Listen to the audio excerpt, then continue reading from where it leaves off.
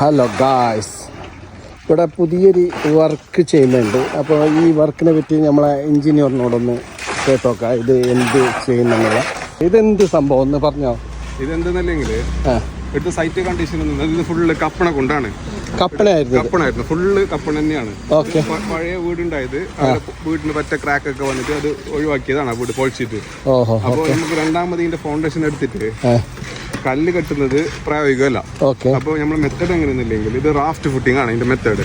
നമ്മൾ എന്താക്കിയില്ലെങ്കിൽ 2 ഫീറ്റ് മൊത്തം മണ്ണ് താത്തി ഇതിന്റെ മുകളിലേക്ക് കംപ്രസർ നമ്മളെ ഇതുണ്ടാവും റോളർ, അത് ഫുള്ള് പായിപ്പിച്ച് 2 മണിക്കൂർ പിന്നെ കോമ്പാക്ട് ചെയ്ത് അതിന്റെ മുകളിലേക്ക് PCC ചെയ്തിട്ടായിട്ട് ഫുട്ടിങ് വിത്ത് പ്ലിന്ത് വീണ്.